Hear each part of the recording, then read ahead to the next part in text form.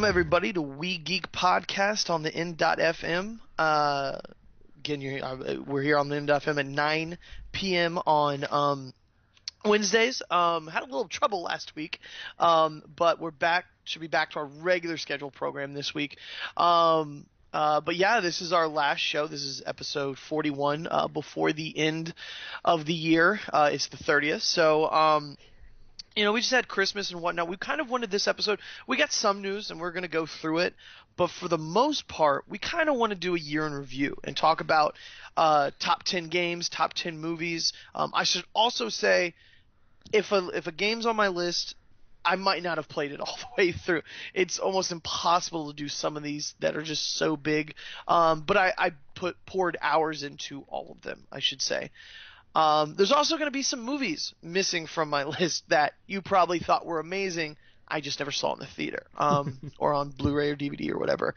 But yeah, that said, let's get into it, man. Logan, how you doing? Oh, I should say it's Adam, joined by my good friend Logan. Hello. Hey, what's up? Sorry about that. But yeah, man, how you doing? Doing all right. Doing good. I'm glad you sound better. Yeah, dude, so am I. I know I still sound a little like crap, but I feel much better, and I can actually talk without coughing every 3 seconds. So, surely, but I can't even speak right now. But yes, I'm getting better. So, man, how was your week? So, what have you been up to? Work. Yep, same here. Saw a handful of new movies. I'll touch on them in the pre-year in review segment, but I mean, that's pretty much it this week. Same here. I saw actually a few that made my list. One of them we all know made my list. I saw again. Yeah, my week has consisted of work and obsess over Star Wars. There you go.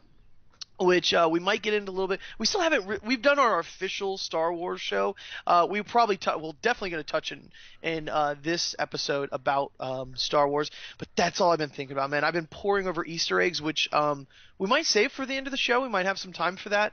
But I've just been poring over Easter eggs and behind the scenes stuff. I saw a few books that I want to go get that are just like all about the behind the scenes. Oh, nice. They do this for most of the Star Wars films that come out. A week or two later, they'll release a book, and I think it's called like The Art of Episode 7.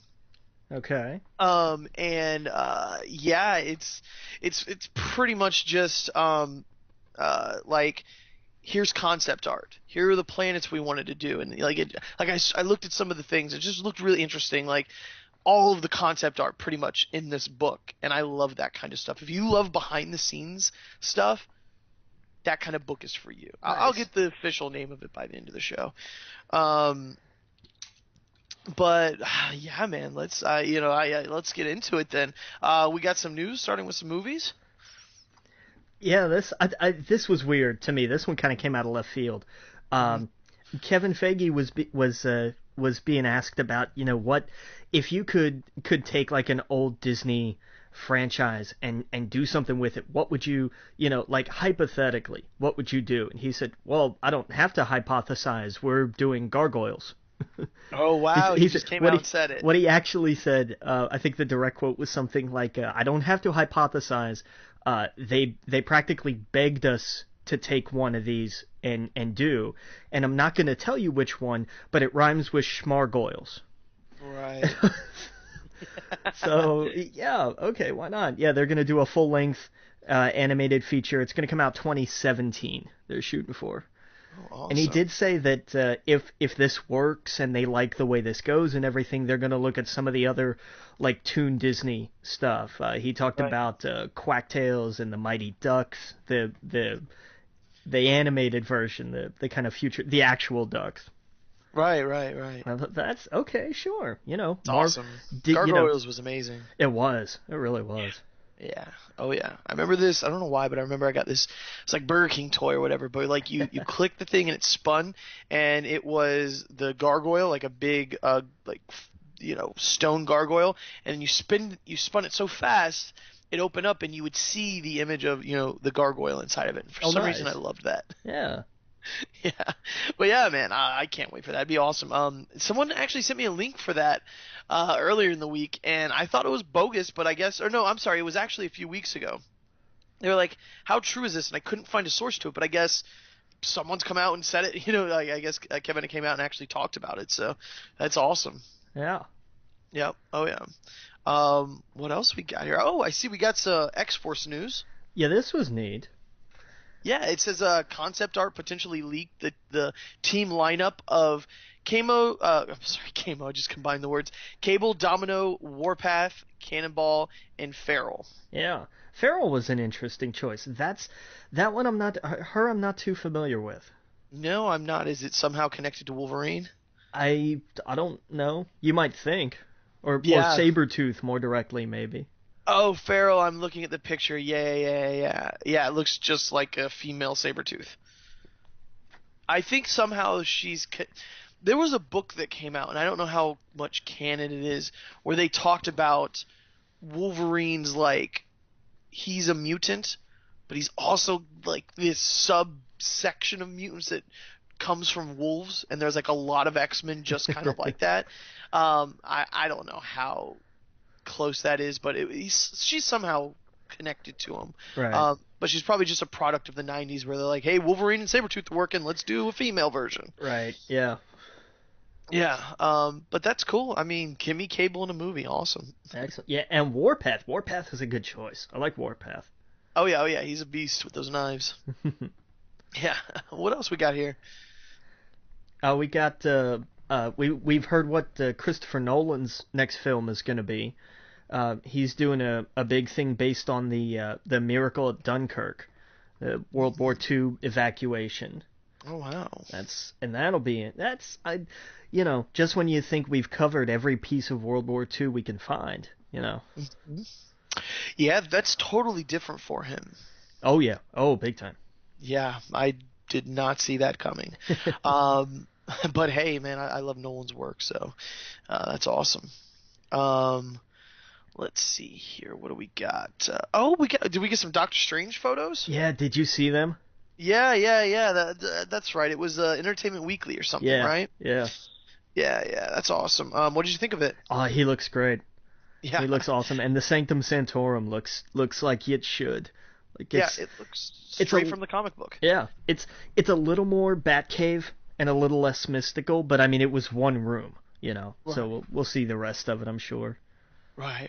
Yeah, it looked awesome. I'm excited for that. Did we? Okay, yeah, we got some Batman Superman concept art. Oh yeah, speaking of Batcave, it does. It looks like, and I know I threw in the notes here. It looks posh because it does. Like it looks like somebody designed a live-in space, and then somebody said, "Oh wait, I wanted this to be in a cave." Right. Like I don't know. I like my Batcave a little more old school. I mean, just Yeah. make it a little more grounded. Like they had to build around the cave formations or something. This looks like it was too designer made, really. Oh yeah, to me it looks like if you took the Batmobile out of the picture, it's straight out of James Bond, old school James Bond, Oh yeah, like yeah. Doctor No Lair kind of thing. That's it. That's exactly it. Yeah, and in a way, I guess that's kind of, it's an interesting take because he is a, billionaire, and he's pretty much a Bond villain, but he's a good guy, I guess. I don't know. It's weird, and it's weird, yeah, but I don't know. You kind of see some of that in the trailer, Yeah. like the way it's all set up.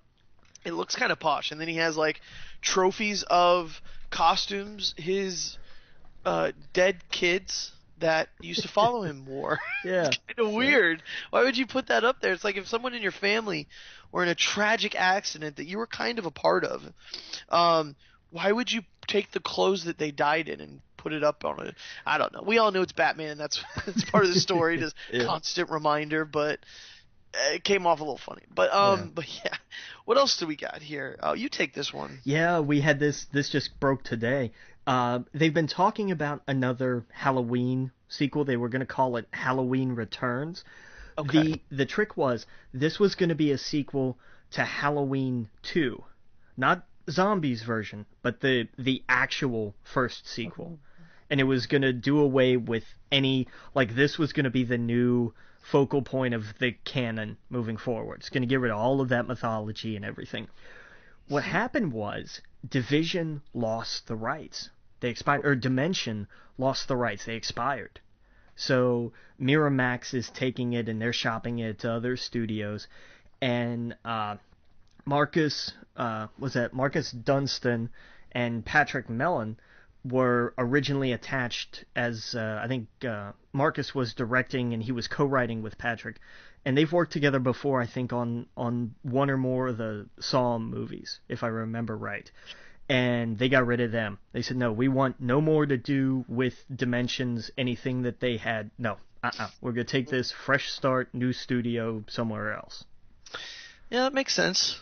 Makes sense they would do that. I know how much you loved the newer films for it, or just how different it was, you know? Well, the first one. Right, the first one. Yeah, I never saw the second one. Hey, you're not missing much. Yeah. But before we get, we got a few minutes before we get to break. We did have some other movie news that I don't see here. Did you see how fast Star Wars got to $1 billion? Right. Yeah, right. It totally, like, the first one, or the one before that was Jurassic World, right? Yeah. Made it in 12 days. Yeah, this sees no signs of stopping. No. It's insane. And by the way, the book is called The Art of Star Wars: The Force Awakens. Like, the cover is like, it looks like a painting of Kylo Ren in the snow. And Nice. I don't know, I love that stuff, dude. Yeah. I don't know about you. But I love pouring over that behind the scenes stuff. I can't wait to get into that, dude. But yeah, no. Well, I mean, we could take a clean break here, and then we'll be back. And we'll get into some TV news, video game news, and whatnot, and then we'll get right into the top 10. So again, you're listening to We Geek Podcast on the N.FM, and we'll see you in a minute. Welcome back to We Geek Podcast on the N.FM. And we just got done with movies. There's one more thing I actually wanted to mention before we moved on. I forgot about, but Star Wars: Force Awakens. That's probably the fourth time I mentioned it in this episode. Right. But got a release date for the Blu-ray, which is April 5th, 2016. And during the break, we kind of talked about like how massive this Blu-ray is probably going to be. I imagine it's probably going to break records just like the movie did in the theater, but I hope that it is just chock full of like 8 hours of behind the scenes. When this movie was being made, you can tell because one of the official trailers was a behind the scenes kind of thing, and Right. I hope that, and I know that going into it, they were like, we need to record every part of this process, just like they did with Lord of the Rings, because they knew something magical was being made. And I can't wait to pour over that, see all the concept art, see from beginning to end. They just like they did with the prequels. I mean, you watch George Lucas kind of pull his hair out on what to use painstakingly at some points where he's like, oh crap, a lot of this is not working. You know, I want to see that process with J.J. Abrams. Apparently, the film was, they cut 40 to 50 minutes that were all shot and done, like just ready to go into the movie. They cut out, not to mention all the extra stuff. Yeah. That, you know, was probably shot without any special effects and all that other stuff. So I'm interested to see, you know, what those scenes were, and, you know, it was probably smart to cut. You don't want to have too much filler. But yeah, I don't know. I read an interview all about that, and I was like, oh, I can't wait for the Blu-ray. But yeah, April 5th. For that one. But yeah, man, let's get into TV news. What TV news you got? You take the first one. Just a little bit of TV news. We saw, coming from Entertainment Weekly again, we got to see an image of Bran in season 6 for Game of Thrones, and they actually talked to the actor that played him, Isaac Hempstead Wright, excuse me, and he said he gave a brief kind of like teaser of what we're going to see. He talked about the showrunners said they're not going to sit. They're doing. He described it as the difference, like with Bran's sort of like mystical psychic training, everything that he's going through up north. Right. They're doing with him, to come back to Star Wars, like what they did with Luke Skywalker. Right. When like you didn't see his training, you just saw he went from I know nothing to hey I know things. Okay. Like that was the jump, and they're doing that with Bran. And I love this quote that he said. He said, he said now, referring to like how he's going to be seeing, and like he's kind of had glimpses of the future and important things and whatnot. He says, now we're given looks into very important events in the past, present, and future of this world, and Bran is beginning to piece them together like a detective, almost as if he's watching the show. Equally, he's now discovering how crucial he could be in the Great War. It's quite Inception-y. Oh my God, I cannot wait for this show to come back. I thought that's okay. Now I'm interested, because again, this is past. We're all in uncharted waters now. Yeah. So this is going to be interesting. And now we have, our Jedi of the show, our mystical person that we can kind of follow. Right. And they're not bad, because it seemed like every other person in the show that had some sort of mysticism to them was kind of bad in a way. Now we kind of have like our light to our dark. Our, what's her name? I haven't watched Game of Thrones in a while, so excuse me, but the fire Melisandre. Yeah. Right. She's been kind of the person doing that kind of stuff in very evil ways. Now at least I hope we're going to get someone on our side that uses the light side of that. And like that, just what you described sounds super interesting to me. Just like how he's going to be piecing together these events as if he's watching the show. And that just adds one more layer to such an amazing show. I can't wait. This is going to be just like Lost to me when all of this comes out at once. And I can sit down, shut off the world, maybe take a few days off work, and just pour over it. Yeah. And really enjoy it. Like it's seriously a golden age of television. There's, we thought we have a top 10 for, video games and movies, but damn it if TV doesn't deserve a top 10 as well, because, maybe we'll do that next week or something where we get a top 10 episodes where we say, this Flash episode was awesome, this, that kind of thing. Cause I think that deserves credit too, cause they're really knocking it out of the park, I think, in a lot of these. Yeah. Yeah, I'm sorry, I didn't mean to gush over Game of right. Thrones so much, but yeah, man. So yeah, I saw that picture of him. I wonder how they're gonna explain his age, which they could easily explain away that all of his training and all is happening. He's just old. It aged him. Sure. Boom, done. You know Yeah. what I mean? I would be okay with that, but yeah, it's gonna be interesting. We got any other TV news? We had some production shots from Daredevil season 2. We got to see Punisher in kind of like a sidelong shot. It's like he looked like he was interrogating Daredevil. And we got a very staged production shot of Elektra. But it was just her. It wasn't her in the red or anything else. She was just in a dress and the whole thing. Right, I saw that. She looked beautiful. The image I saw, it didn't strike me as Elektra, but I guess in this Daredevil-ish, this Marvel TV show, they're trying to be very grounded and whatnot. Right. Right. So I thought it looked cool. I can't wait. When does that show come out again? You ask me way too quick. Yeah, I know. It's got to be early next year. It is next year. And that's next year. I forget if it comes. I think it comes out before Luke Cage does. Yeah, it does. Let's see, Daredevil season 2. It'll probably be back in June-ish, I would think. Right, April 10th, 2015. Oh well, no, that was this year. Oh, you're right. Season 2 release date. Why does it say? It just says 2016. So yeah. I guess we haven't gotten official Netflix. Yeah, I think it'll be sooner than it'll probably be around the same time, maybe a little later. Like I would expect like April, May, something like that. Right. Yeah, no doubt. Can't wait.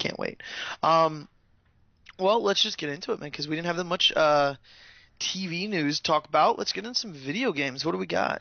This was a lot of disappointing video game news this week. Uncharted 4 has been pushed back a little over a month. Let them do it. Let them. I'm telling you. I'm with you, man. I'm okay with this. Oh yeah, no, I don't mean I'm telling you. Yeah. I mean, just that is such a good thing. It sucks that it's a month, but Naughty Dog is a studio where when they say it's not done, and that Sony trusts them enough to go release it when it's good. There was a quote. I don't know where it came from, but I believe it was from Naughty Dog. I don't know who I heard it from. Might have been from the Kind of Funny guys, where they were talking about The Last of Us, and how the Naughty Dog really believed that The Last of Us was a 9, and that they wanted to make it a 10, and they pushed it, to the next year, a few months. It was like 3 month delay or something like that, Yeah. and it came out and just blew the doors off everything. So hopefully it's like that. Hopefully they get that month to, finish everything and get it all done. And I can't wait to sit down and play that one. Yeah, Yeah, it's I my buddy this week actually just got a PlayStation, and he wanted to know what bundle he can get. He wanted the Battlefront bundle, but they didn't have it, because he's in full Star Wars mode too. And it was between this collector edition and Fallout, and I told him or Call of Duty, and he's not a first person shooter. He likes more adventure games. I was like, get the collector's edition of Uncharted, because yeah. you're gonna get 3 great games, even though they're PlayStation 3 games. They brought all the graphics up, and the games are fun as hell, and he's enjoying the heck out of it. He loves it. Good. Good. Good. Oh yeah, oh yeah. What else do we get here? Let's see. Tekken and Street Fighter. Yeah. This has been in like development forever, right? Yeah, it has. Michael Murray, who's a senior designer over at Bandai Namco, said that they are still it is still in development. They haven't forgotten about it, but he said in the meantime, he said right now the studio is focusing on Tekken 7, which hey, that's cool, whatever. I don't think this game ever actually sees the light of day. Right. I think it flounders for another 3 years before it kind of quietly gets swept under the rug.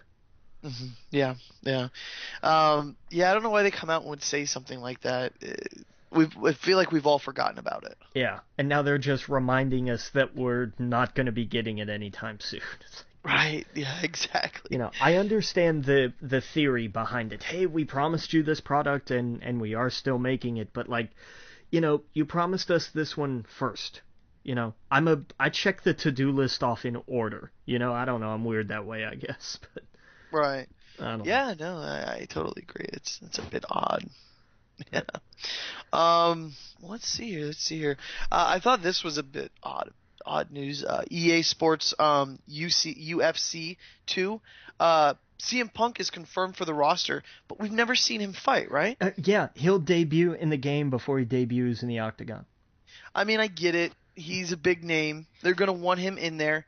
Yeah. Make him like DLC for once he actually fights. I don't know. I guess they have to they've watched him practice. I think they're saying, hey, you know what? More star power to drive up sales. That's true. I think it's all marketing, I think. I'm really ignorant to this. I've never played a UCF game or UFC game. I don't even know if UFC fighters. I mean, I know UFC fighters have their particular skills they're good at. You know what I mean? Some of them are good of a lot. Some of them are more like grapplers and whatnot. How do you do their own moveset and stuff for specific characters in that game? There's not, right? It's not like wrestling where you have the tombstone pile driver and Well, it's more like it's a little more stat based. It was like you talked about, different characters are balanced differently. Some of them have better striking power, some of them have better grappling, some of them are better Muay Thai, and it goes on. Right. So I guess they would I guess an analysis of his camp, I guess. And they would say, "Oh, he's more balanced this way. He's got more propensity towards this style or this school." Okay. Yeah, no, that's going to be super interesting. And I think you're right. It's just all star power. They want to get that name on the box, and he's not like the cover artist or anything like that, right? No, it's Ronda Rousey and Conor McGregor are on the cover. Right, yeah. Cool. What else would be weird. Here? What happened? I said that would be weird. Like if they threw him on the cover. Yeah, that'd be. Oh, I'd imagine people would hate him. Let him do his thing. Let him go out. Yeah. Let him prove himself. And if he does fantastic, you can't be cover artist and not make a match. Yeah. Silly.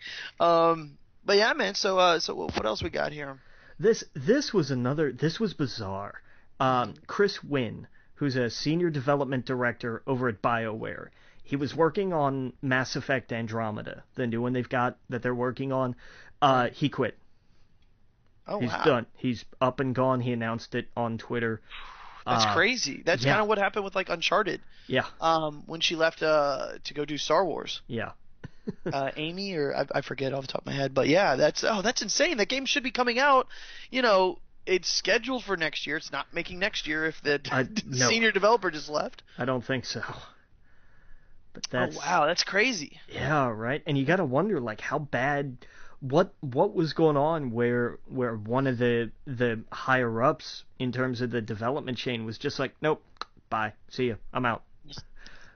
Yeah, with no like, I took a job here. No, there was no announcement of like I'm going to somewhere. No, none of that. And of course they haven't announced a replacement because we're in the middle of the holidays, and you know that's gonna be big. Yeah, that's definitely gonna push this back probably into 2017 for sure. Oh yeah, absolutely, absolutely. And it was Amy Hennig that I was thinking of, and like she said, I love this studio, but I got offered Star Wars. I had to go. Yeah, There's nothing. So it's so weird. And Mass Effect is kind of EA's or BioWare's like EA, I guess, same thing. Big sci-fi thing right now. yeah. That's huge for them. They need that to be good. Um, uh, you know what I was playing? And we'll take a break real fast. But I started playing again. Mentioned Star Wars a million times. The KOTOR, the Knights of the Old Republic 1 and 2 on Nice. Steam. Were you? Did I forgot. Were you able to? You're able to play them on an Apple, right? Yeah, they're Mac compatible. Yeah, I bought them like right after. Like I'm editing the podcast and buying them on Steam at the same time last week. Nice, nice. Yeah, I've been playing it, and I like them. They've aged a little bit, Well, you know. but yeah, exactly. You gotta take it for what it is, and I was smiling ear to ear the whole time. I've been playing the first one mostly kind of on the iPad, and then the second one on the computer, just kind of when I'm not reading or do whatever. Nice. It's been a lot of fun, but yeah, we're gonna take a break. I believe we're done with video games, so we might talk a little bit about comics, but then we're gonna get full on to reviews and top tens and everything else. So again, you're listening to We Geek Podcast on the N.FM, and we will see you in a minute. Welcome back to We Geek Podcast on the N.FM, and yeah, we've kind of nailed it out of the gate here with pretty much all the news. I gotta admit, I didn't read much comics this week. Actually didn't read any. I have been obsessed with Star Wars, so I've been reading some of the books. Plagueis was one of them. Aftermath is another, and Lost Stars is the other one. I've been just diving in. Admittingly, I have a few of these on Audible. So it's easier just to listen to and kind of like throughout the day, kind of get a feel of what I want to dive into. Probably gonna dive into Plagueis. Have you been reading anything or reading any comics or anything recently? No, I haven't. Okay, cool. Yeah, just wanted to kind of go over that before we get into reviews and whatnot. I see you have some reviews here, so we'll get into that before the top 10. Okay. And we got plenty of time to get into the top 10, and you Yeah. know, if we have time left over, we'll just talk about Star Wars and what we're in love with right now. So Totally. yeah. So tell me your reviews. What do Well, you got? let's real quick. Do you want to pick a book for next week? Our last book of the year. Give me a few more segments, and we'll think about that because I don't know off the top of my head. Okay. Yeah, we'll have to come back to that. So hey, listeners, just hold on, stay there. We'll give you a book, maybe in the next segment or the one after that. Okay. When we come back from a break where we get time to think about it. Sounds good. But Yeah. yeah, I saw a couple movies over this past week. I saw Joy. Now, what we should do, because this is usually weird, because usually we get into big spoilers at the end of the show, and we're kind of at the beginning. So I guess, do you want to give your non-spoiler review right now, or do you want to wait till the end with those? I can give a non-spoiler. I mean, these Okay. are both because I saw Joy and Concussion, and they're both based on true stories. So they're not. I mean, they're not really spoilery. And to be honest, they're not, the big blockbuster, who's gonna die at the end kind of thing. So, Right. yeah. So tell me about Joy, man. I've heard really good things. Joy was interesting. It's a little lighter than some of the other ones like this, like Silver Linings Playbook and American Hustle. It's not quite as intense in some respects. The trailer's great. You can't always get what you want. I love that. Yeah, and it's good. I would recommend it. It's not. I don't think it's Oscar material the way that American Hustle or Silver Linings Playbook especially was, but it's still good. Right. So I'm good. actually seeing that this weekend. I promised someone because she went and saw Star Wars with me. She wants me to go see Joy with her, and I'm like, okay, I love those kind of films. It's she thought she was trying to get me, and I'm Yeah. like, no, that's actually fun. I want to Yeah. go see that too. There you go. But yeah, man, it's I'm definitely gonna check it out. So you'll probably hear from me next week. What I thought of it. There you go. I think you'll enjoy it. Like it's Oh yeah. good. That's good. Well, they have Uh, great chemistry on screen. Like they just knock it out of the park. They I hope they're in films for a very long time together, and at the end of their career, I just hope you think of one, you think of the other kind of thing. And like yeah. I think that's kind of cool because they haven't become stale. They're in very different roles in a lot of their films, and it just seems like a cool couple throughout. I don't know the last few films I've seen them in. They're kind of they're the closest thing we've had to oh, help me out here. Bogart and Hepburn, right? I was gonna say Han and Chewie. No, I'm just Well, kidding. Yeah, but like no, you're right, right. we haven't had a movie pair that works so well together like that. Right, exactly. We haven't had one like that in a long time. Oh yeah, absolutely. It's almost like they finish each other's sentences, but not in a super cheesy way that's forced. It's like it's I don't know. When you can't tell they're acting, that's the best. Yeah. Yeah. But yeah, man. So that's cool. Well, you said you saw the concussion? Yeah, Concussion was interesting. Concussion was actually more dramatic, and it was fascinating because you get to watch.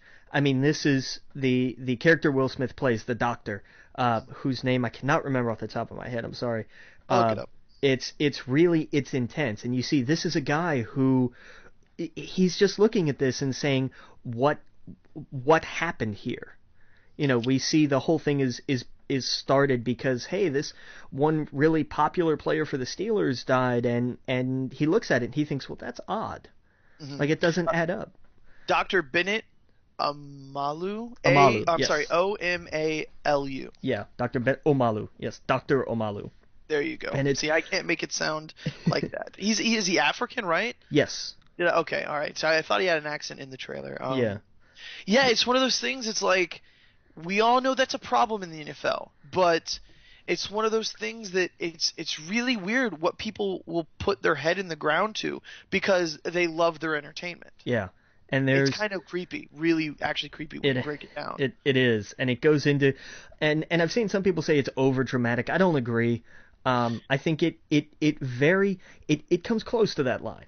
Well, and I haven't seen the film, but I imagine, these players, there has to be a lot of greed involved. It's like, how much are you willing to put on the line to make millions of dollars? And we've kind of see it week to week. I don't know off the top of my head. Wasn't there like there was a game a week or two ago where a player just went after someone constantly? Odell Beckham for the Giants. Right. Yeah, he Yes. went after one of the Panthers, and it was like this is ridiculous. This is insane. And Right. that's another thing. It's like how much where do you draw the line on entertainment? Because yeah, some of these things make great highlights. They Right. make for fascinating news cycles, but at what cost? And Right, and are you exactly. really willing to are you as an organization willing to say that these players are no longer people but they're assets that you can use and then move on because you have college graduates every year?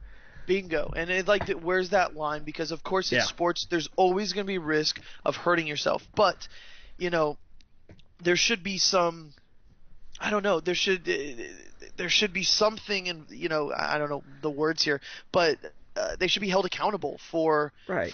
what they're doing to the players and not you see it all the time where a player will get fined thousands and thousands of dollars. There was one just recently where he watched his daughter's something or another during halftime. Her dance. Yeah, Her I saw dance or that. something. Thousands of dollars, but yet a player will be sat out one game for trying to kill another person, Yeah. and it's just ridiculous. There has to be some. I don't know. I think really honestly, the NFL needs a lot of new blood in there. Smart blood, not how much money we're going to make blood. I don't know. Exactly. There needs to be something holding them accountable than them besides themselves. Right. That's the big thing. They are as an organization, they are themselves too big to fail. Exactly. And Yeah. there's and this movie is more about, it's the safety. And people will tell you, well, they're running at each other full speed. What are you going to do? If you take a look at NASCAR, which may seem like a jump for a lot of people to make here, when Dale Earnhardt died a number of years ago, they took a look at safety and they said, how do we make sure this doesn't happen again? They didn't Right. make him slow down.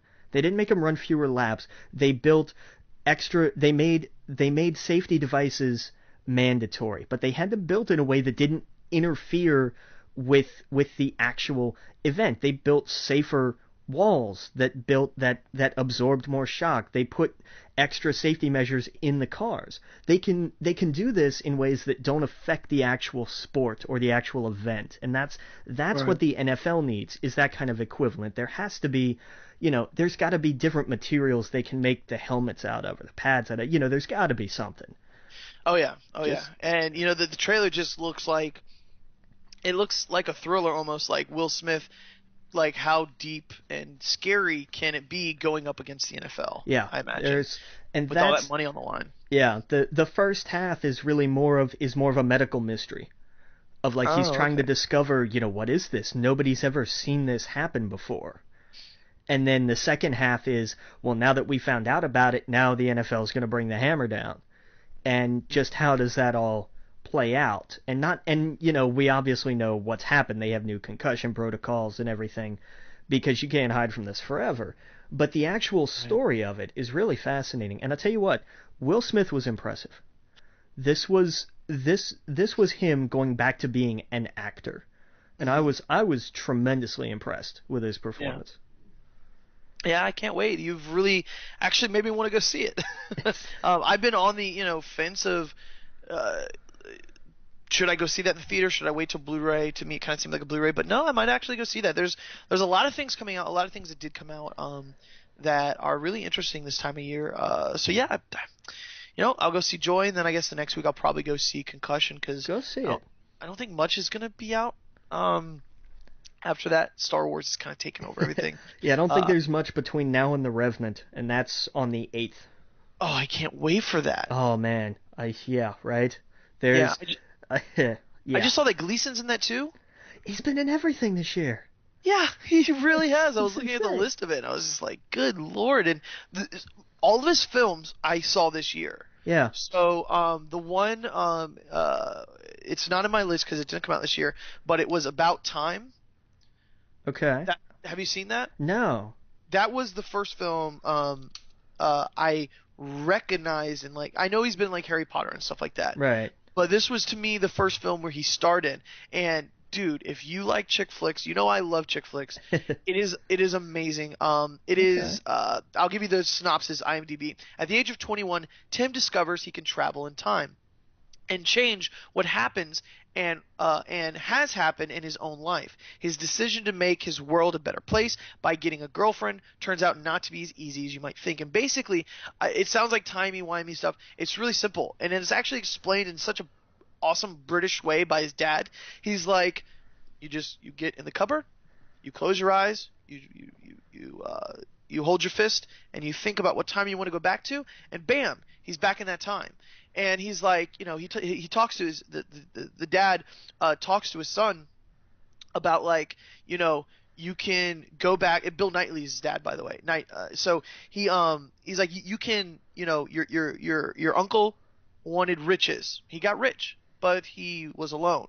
He goes, I wanted a family and loved ones and whatever, and that's what he had. He's like, you have to be careful though. Like, you can't, you go back and change something and it might not work out the way you want it. And so, like, and this isn't really a spoiler. At the very beginning, there was someone that he saw at where his family was staying for the summer, and he went back and changed a few things, and it didn't work out exactly how he wanted to. Like, there's a moment where she's like, oh, I wish you were like this. He went, did that, he did what she wanted, and she's like, oh, it's a shame you were not like this. And he's like, oh yeah, right. There's no winning with this woman. She's just going to tell me something different. So that's just the first, like, 10 minutes, so don't worry, I didn't spoil anything, but that just sets up the rest of the movie. And it was just really good. It's Rachel McAdams, Bill Knightley, and Domhnall Gleeson. Is that how you say his name? Dom Hall Gleason. Yeah. Domhnall Gleason, and it was the first movie that made me stand out. And when I saw um uh the uh Ex Machina or Ex Machina, or I don't Machina. know, Macha, yeah. I was like, oh, I know him. I just saw him in this thing that I really liked. Nice. And so yeah, it was really cool. We'll get into all of that when we talk about movies and games and whatnot. Do we have any other reviews or anything before we take a break and come back and talk about our top 10? I want to spend a quick second talk about Just Cause 3 a little more. Oh, okay. Yeah. Just because I finally got through, like, I kind of completed the story by accident. Oh, okay. Because, like, I was like, hey, I wonder what these missions with the special markers are. And it's like, why did that not occur to me? Those were story missions. And it's because wow. I wasn't paying attention. Because it was like, oh, hey, you know, you have escort missions and all this other stuff. And finally it was like, and you've completed this story. I was like, okay, that was interesting. I was not paying attention to the story. It may have been really fascinating. I just love the idea of here's a giant sandbox with ridiculous, like the environment is great. The map is huge. There's some really tall mountains in this game.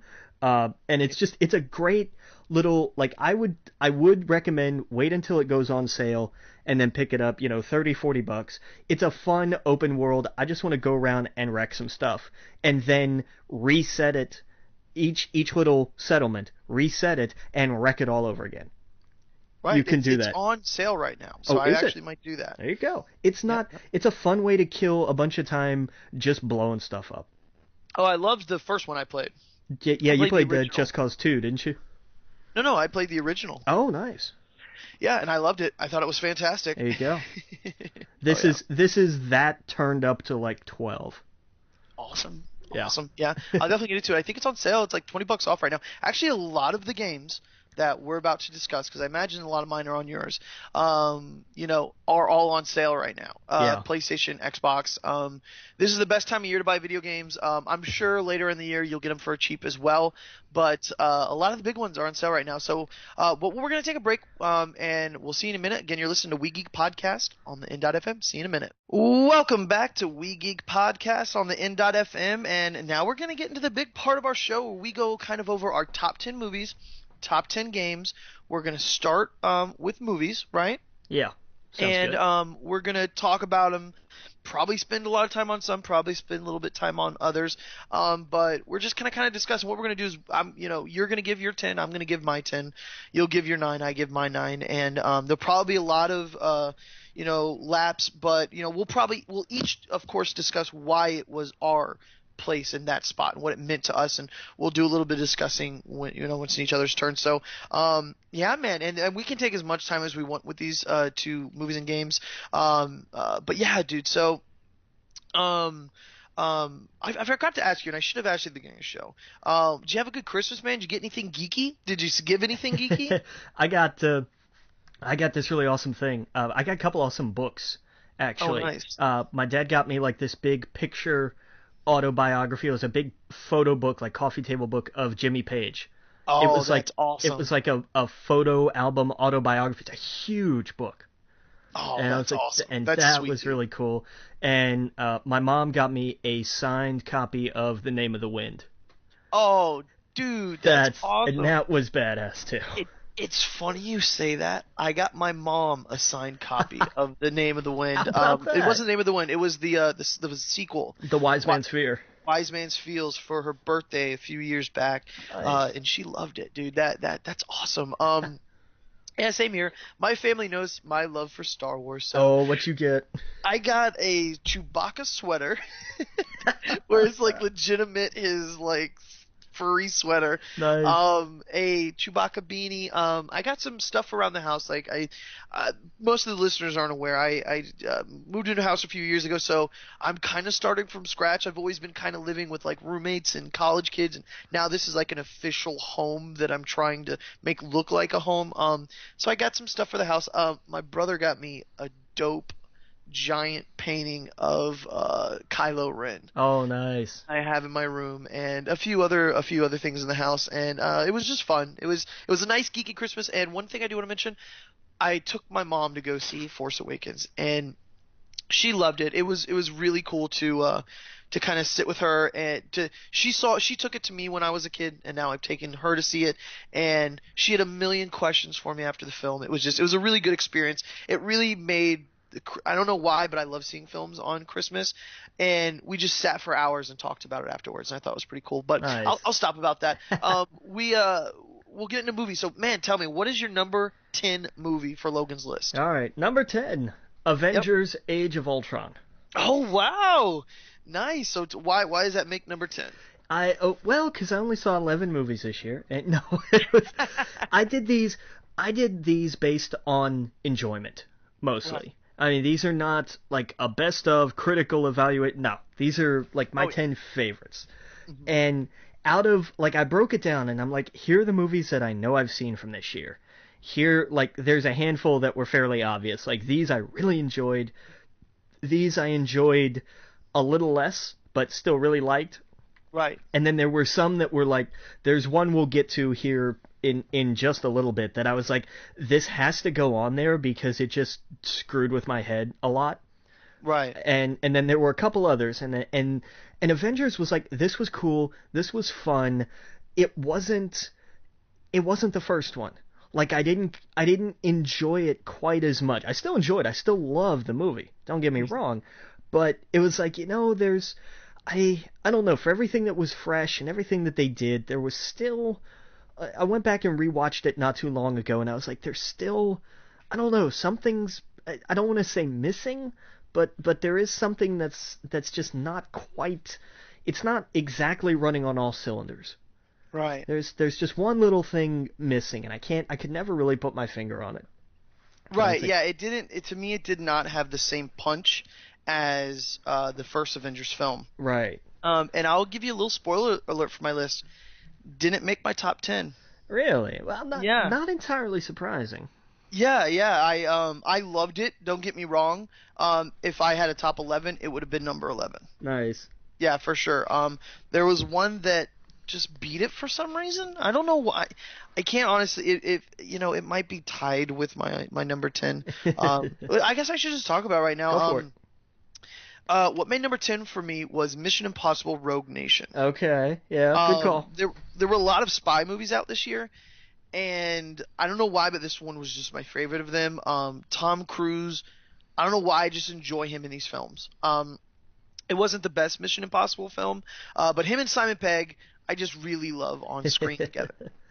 They were my two favorite things about the film, and it was fun. It was, granted, I did not see the new 007, so I can't compare it to that. I did see that other one that was like almost a comedy. Oh, Spy? Spy. No, not Spy. I'm sorry. It was with the British kid. Kingsman. That's what you're looking for, right? That's it. Yeah, Kingsman. I enjoyed Mission Impossible: Rogue Nation more than it. But yeah, I don't know. It just got me excited. I want to see the next one. And it was just a fun spy movie. It was my favorite that I saw this Totally. year. So I guess I didn't see. Well, there's one missing, the 007. But of all of the ones I saw, Mission Impossible: Rogue Nation was my favorite. So Yeah. I will say this. I enjoyed Spectre. I like Spectre a lot. It was a good follow up for what they've been doing. Did not make my list. Oh, okay. But again, not for lack of trying. I think I maybe, I don't know. I'm kind of tired of this sort of Bond train that we're on. Well, I think James Bond is tired of it too. I know how he feels, but Yeah. the Craig Bond films have a continuity, which is different for Bond films. Their whole, like, they've never had a solid continuity before. Right. But it's a good, if this is his last one, as he says it is, it's a good one to go out on. It's an enjoyable film. It just wasn't, it didn't have the punch that I was looking for. Yeah, no doubt. That's it. What was the one before it again? Skyfall. That was my Skyfall. That was my favorite of his. I can't even think of the name of it, but that was my favorite for some reason. I just loved it from head to toe. Skyfall was a great love letter to old Bond. Right. It was a tribute. It was moving forward with the past. And if that that makes sound- any sense. No, it totally does. Yeah. I loved it, especially towards the end. I just thought it was so well done. Yeah. And I was just interested in what happened, and it really brought it down to a smaller level. It just felt way more intimate, whole last act. Yeah. on so many levels it was intimate. And I liked that, just him locked in the house trying to trying to survive. I thought that was really cool, and it brought it back to his roots. So but yeah. Oh, we're talking about old 007 movie. Wait, did we say what your number 9 was? We hadn't gotten there yet, no. Let's do it. What's your number 9? Straight Outta Compton. Oh, good film. I loved this movie. Yeah, man. I seriously enjoyed it, and I still recommend it to everybody, even if you don't like biopics, if you don't like gangster rap, if you don't like anything that this movie is about, I still say you will like this movie. Yeah, I mean, going into it, I didn't expect much out of it. I was excited for it because I liked NWA and all that back when I was a kid. Yeah. So I probably was more excited than I should have been, but I was still like, I don't know if this is gonna work. But it was good. It was good. I liked it. Nice. Yeah. My number 9. I did pick a Marvel film. It was Ant-Man. Ah, there we go. Yeah, and I just enjoyed the hell out of it. The acting, the comedy, it was what I needed after seeing, Avengers too. It brought it down to a smaller level. And it was a fun film. When Anthony, I shouldn't say that. No, I don't want to spoil or anything, but there's certain characters that that I didn't expect to enjoy, to laugh, to be upset about, to cheer for, that I ever expected. And that's cool. That's cool doing a movie. Yeah. It was just so different. It was kind of like, to me, it's not Guardians of the Galaxy, but in a way, it was different in the way Guardians of the Galaxy was different. It was something new. It was something fresh. I can't wait to see more Paul Rudd in Marvel films. Yeah. Yeah. So that's all I'll say about that. And I'll try to keep all these a little spoiler free. So, but yeah, man, what was your number 8? Number 8, Ex Machina. Oh, nice. Yeah. That movie just so messed with my head. Yeah. It was Oscar Isaac is amazing. Domhnall Gleeson is phenomenal. Oscar Isaac, though, was he stole that movie. It's one of those, throughout the film, for me at least, it was, who am I supposed to be cheering for? Yeah. Who's right in these scenarios? And at one point, it's all 3 characters, it seems. Yeah. In a sense. Right. Like, there's some points I'm like, okay, maybe Gleason's character is doing the right thing.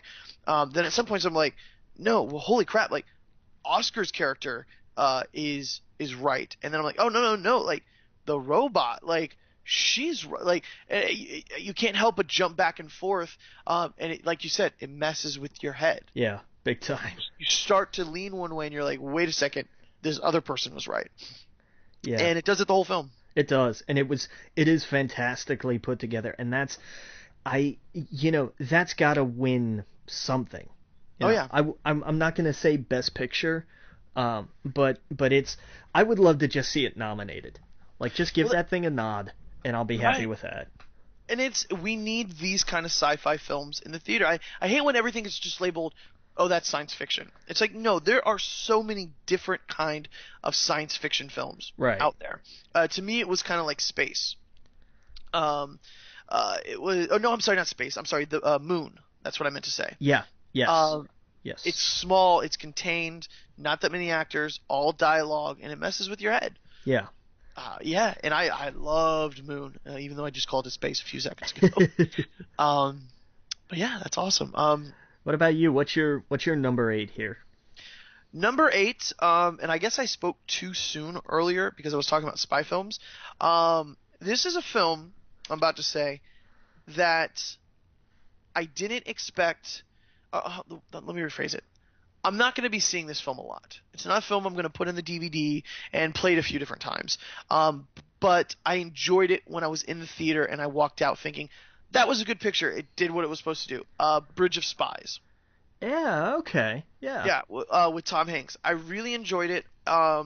it just, to me, it was a good film. There's a speech that Tom Hanks does towards the beginning where he kind of tells this guy like what it's actually like to be an American. And he was right. He was like, look, this guy, yes, he clearly is probably a spy, but he deserves due process because that's what's the difference between us and them, and we got to, if not show what makes us so great.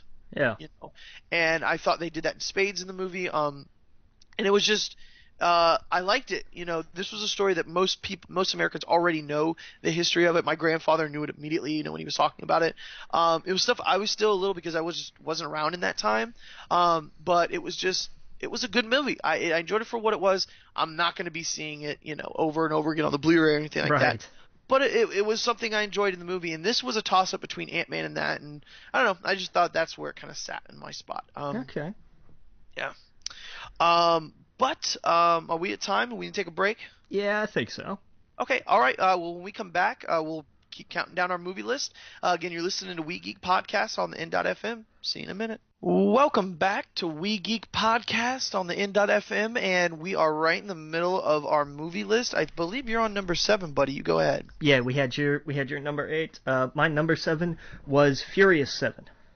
Oh, nice. And it's another one that, like, I'm like with you with Bridge of Spies. Like, I don't know if I'm going to be watching that over and over again, but it was a great sort of, it highlighted everything that was great about the franchise.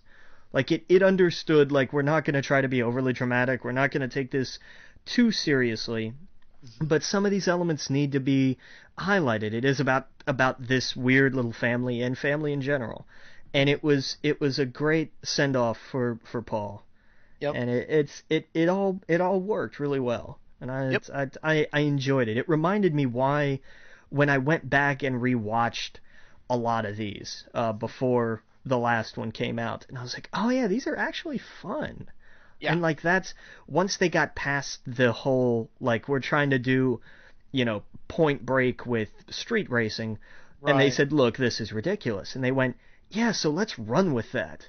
Oh yeah. It's like, okay, now we've got something here. Yeah, I'm one of those oddballs that really enjoyed it once they started doing Tokyo Drift. And as much people don't, I guess people in the know like me and you, whoever, know that's when the series really took off with what they're doing. That's where it all kind of started, with them getting ridiculous. That's why I loved it so much. So yeah, it's on my list. We'll get to that. My number 7 is what we've already talked about, so we don't have to talk about it too much. But it is Straight Outta Compton. Nice. Yeah, and like I said before, man, I just loved the hell out of that movie when I went and saw it. I was just like, this is awesome. Like, all these characters I know, I've seen on the news, I've heard, I used to pore over their albums as a kid. Maybe not necessarily theirs, because it was a little bit after that. It would have been like the Death Row, and you see all of that in there, with Suge Knight and everything else. I thought all the actors were great, especially Ice Cube's kid, and it was just really interesting, and it was an interesting time in America, to say the least, and I thought they nailed it, and I can't wait to see more from these people. And how almost disappointing do you think it is that we can release a video about all of this happening 30 years ago and it's still relevant? Yeah, that's absolutely true. It was extremely relevant when when the movie dropped. It was, it's crazy to think about, and sad. But yeah, man. So what is your number 6? My number 6 was a little tiny movie we had this year, and it was, of course, Ant-Man. Yeah. And we talked about that, and I got to tell you, seeing, and I cannot remember for the life of me the actor's name. We saw him again in The Martian. The funny guy who planned the heist and everything. He was like, okay, so my cousin knows this guy who knows. He was hysterical. I loved him, and I want to see him in more things. Just being that guy, just being the support, oddball comic relief kind of guy. I loved him, and I cannot remember his name. Michael Pena. Thank you, Michael Pena. Yeah. Pena, It was great. I loved him. Yeah.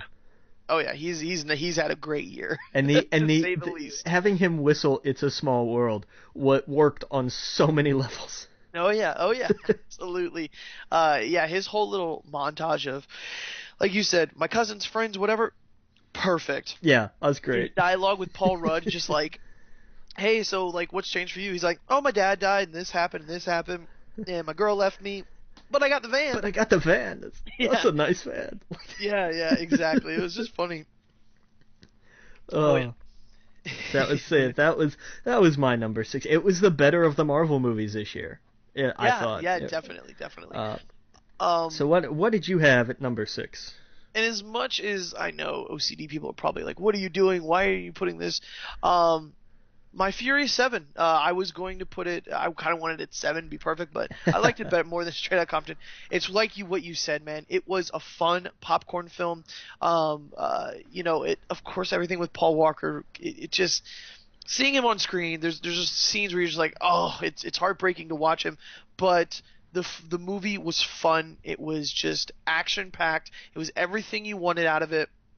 Um, the soundtrack was amazing, and it was just you went in, it was a ride, and it was just balls to the wall fun. Like, Yeah. and we've gone over it before, so I won't go too much into it, but it was just I can't wait to see the next one. I can't see how they top themselves next time. And I think the next one's gonna be like in New York, so they're gonna have to like, how can we do this in a place where you can't really drive? Right. So Right. I can't wait, man. Fury 7 was amazing, and it's weird how that franchise progressed, where it was this huge hit coming out, and then it just went into obscurity, where like it could have been went the way of straight to DVD, by now, Yeah. and it just went right back up to the top of the charts. Yeah. They Uh, they embraced the silly. yep, exactly. Yeah, and Cars it was don't just fly, Dom. Cars don't fly. exactly. Yeah, it was just dumb fun. Yeah, it was. And there's a spot for those kind of films. So that was my number 6. Nice. Yeah. What about your 5? We are breaking into the top five. And first at number five, Inside Out. Oh, nice. I love this film. I thought I'd make it more than half an hour before I cried. Oh, I was wrong. Because it's a Pixar movie. I thought I could make it, like at least closer to the end. No, yeah. just no. But yeah, this was fascinating. Hmm. Because it's what Pixar does. They're like, hey, here are things that you don't think about having, like complex cognitive functions. Let's Right. see what that's like, and they've had, I mean, because kind of that's what they do. They started it with a unicycle, and then they went to toys, and then they went to bugs, and then they went to cars, and they went back to cars for some reason, and then they Right. went to planes, and now we're like, okay, guys, enough. Let's move on to Right. something else here. But they did monsters, and now they did emotions, and I was like, that's fascinating. Yep. Oh yeah. Pixar doesn't stop surprising me. It always figures out like, what can we do a movie about that hasn't been touched on before by us or pretty much anyone else? Yeah, And it's always funny. It's always heartbreaking, and it's always exactly what you want in a family film. yeah. Yeah, they knocked it out of the park. Um, And of course, the comedy in it is fantastic. oh It's yeah, it's so some of Pixar's best. I don't want to say adult humor because then people think of that, but grown up humor. right. Hmm. Oh yeah, absolutely. Yeah, totally, man. My we're on 5, right? Yeah, my Yes. 5 uh was it should have been higher on the list, but there was better films I thought that I had more fun with. Uh huh. This was a close tie between 5 and 4, but it was one of those films that made me feel 8 years old again, and it was Jurassic World. Nice. I loved every minute of it. It wasn't as good as the original to me, but it was a welcome back to this world and these people and these characters, and they were all good. They weren't great, but they were all good. Everything to me was like a 7 or 8, if that makes sense. No, I'm sorry, I shouldn't say it that low. Maybe more like a 8 or a 9 in the Right. film for Jurassic Park standards, I guess I should say.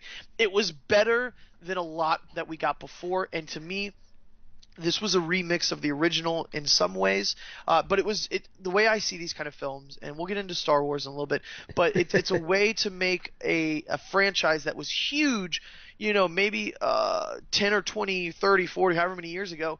For some of these franchises, it was a way to bring old fans in and new fans in, and where you can take your kids to go see it and see the wonder in their eyes, see the fear in their eyes, and that excitement in their eyes that you had as a kid. That's what Jurassic World did. It was a return to form, and it was a way to bring the franchise back and bigger than ever. We got huge numbers. Everyone went and saw it, and I just loved it. I thought it was fun. It was thrilling. Great director, great writing, great acting. Chris Pratt, you couldn't have asked for anyone better to kind of be in this franchise. And I loved it. I can't wait to see the next one. Yeah, and I loved this was the year of taking everything old and making it new again. And doing it right. Well, not quite doing it. Not always. I mean, we had Jurassic World did that. Star Wars did that. Terminator Genesis got a little bit too literal with it. Oh yeah, I guess you're right. I've never really been a fan of that series though. Like not as much as I am with Jurassic World and Star Wars. But that was. But you're right. You're right. I didn't think about that. Yeah, but I mean, Genesis literally was like, we're going to rewrite this franchise by taking the future and putting it in the past, and it's like that's not it. No, guys, come on. Let it. Why Yeah, let it go. Let it be. But yeah, Jurassic World was just like, here we are, we're back again, and of course you could be cynical about it and think, oh, it's the same thing happened. It's the park again, and the dinosaurs escape. You could do that about Star Wars and anything else that came out that's kind of trying to bring the franchise back. If you take, I think, those cynical goggles off and you just try to enjoy it and realize and understand this is trying to get a new audience in. Yeah. You'll be okay. You'll have fun, and there could be worse things out there, like Jurassic Park 3. And Phantom Menace. There's worse things out there. Just knowing that and going, hey, we got something I can enjoy and a new generation can enjoy, and we can enjoy it together. Yeah. You can't ask for anything better than that. So I loved it. It was one of my favorite films this year. But yeah, I'll stop there.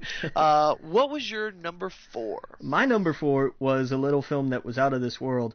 It was The Martian. Yes. I love this film. I actually just saw it again recently. And it's even better the second time, I think. Yeah. I thoroughly enjoyed this movie, and I loved Matt Damon. Like, this allowed him to go from the very serious on rare occasions. He's not super serious in a whole lot of this film, right, but he's very much sort of comedic serious. And it works for him. That's what I think he does best. He does like the sort of like comedy serious, really, as opposed to serious comedy, really well. Just the lightheartedness of how upbeat he had to be. I am the greatest botanist on this planet. Like, that's. Oh yeah. And it's in all of his delivery, and he's. This film was full of comedy. Like, not even that. Like, even with Donald Glover when he was talking about the what was it, of Elrond? Project Elrond. That was right. And you had Sean Bean sitting there. Like, that was. That was one thing, and I'll just say it because we're both talking about it, so we'll just mix together. My number 4 was The Martian as well. Nice. Yeah, so we'll just kind of talk about it together. Like, this film, that was the one thing that surprised the hell out of me. And that's what I kind of want to talk about, is that the humor, I didn't expect it to be funny. I expected this kind of serious, holy shit, this guy's on the Mars. How is he going to get off Mars? And I loved it. I absolutely loved it. There's little scenes where he's just by himself, Matt Damon's character, and the banter he has with himself is some of the best written, like, banter that you can have by yourself, if that makes sense. And you had the disco and everything else. Like, it was just, it was just, I enjoyed my time in that film, and it's rare that kind of film gets me like that, where I'm like, this world's interesting, and I want to know what happens, and how is he going to figure this out? And I don't want to spoil anything, but it's just like, how is this going to work? And I liked that it was he's going to science the shit out of it. That's how he's going to figure it out. Oh yeah, and as much as they go over my head sometimes with the science behind it, they do a good job of explaining what's going on and how to how they're gonna try and figure it out. So Exactly. I just thought it was good. The cast was amazing, but yep, we're gonna get back and we're both gonna do our top three. Again, you're listening to We Geek Podcast on the N.FM. See you in a minute. Welcome back to We Geek Podcast on the N.FM, and I believe we're on our top three, man. So we'll get to the top three movies, and then we'll get into games. So Yeah. tell me, since we both shared four, which I'm glad we got one that matched. Yeah. What was your number three? My number three, you mentioned it a little earlier, was Jurassic World. Oh yeah, tell me.